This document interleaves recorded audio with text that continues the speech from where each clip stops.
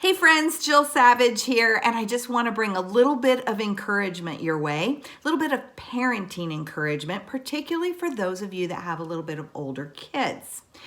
I believe that there are 6 words that no parent should ever say. Want to know what those 6 words are? My child would never do that. I want you to know that your child is entirely capable of doing that. I don't even know what that is, but this is important for us to understand. You know, we want to believe that in parenting, 2 + 2 = 4. But the truth is, if I do this and I do this, it doesn't always assure me of the outcome being something that is a for sure, because the outcome has to figure in that child's temperament, that child's personality, that child's curiosity, that child's peer pressure, that child's struggle with identity. And all of those things feed into the decisions that our kids make.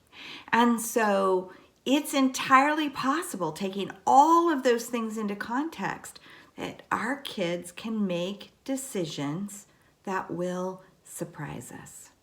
So this came up this week because I was having a conversation with 2 moms. They had both witnessed somebody else's kids doing something that they realized, gosh, if my kid had done that, I would want to know. So they decided to pick up the phone and make a phone call. And when they did, they got 2 completely different answers and responses. The first one got a response of, I am so surprised at that. I mean, the mom was floored and she couldn't believe it. She felt like it was out of character for her son, but she recognized that it was entirely possible. She wondered what the context was and what would make him have responded that way, but her response indicated that she knew that it was entirely possible. And by doing so, she also, was grateful to the mom for letting her know what had happened. The other situation got the other response. No, my child would never do that. And so then that person on the other end of the phone is kind of left with, okay, so are you calling me a liar? Because I actually witnessed it.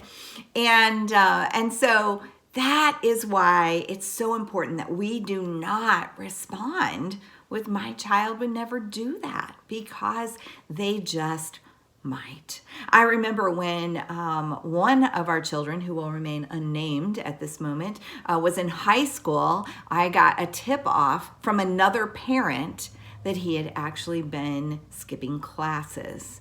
And, you want to go, are you kidding me? What? He knows better than that. But we just started paying attention, and we began to recognize that some of the things that he was telling us weren't adding up. And sure enough, he had been skipping classes. And so I was grateful for that parent that was brave enough to let me know. I'm grateful that in that place I answered, I was surprised. My response was just like that first mom. I'm so surprised at that. But we definitely had a problem on our hands, and we dealt with that. And you know what? I'll save that story for another day. But for today, I want to just encourage you that your child could entirely do that. Be surprised. Be ready to address it. Don't let your anger be the consequence for their choice, but rather figure out a consequence that's appropriate, or maybe it's just even a talking to in the right direction. But recognize that part of growing up is going to be making wrong choices, and your child will do that along the way. You got to be ready to handle those in an appropriate way. If you need help with that, Dr. Kathy Cook and I have written a book called No More Perfect Kids. Sorry, I had two books in my head that were colliding.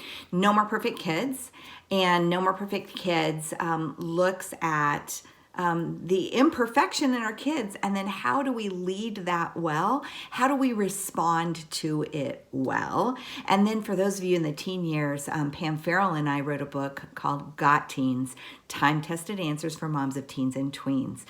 So both of those look at that journey of parenting, look at our kids' propensity to make some poor choices along the way, but also to help us to learn to respond appropriately to those choices. Now go and parent well.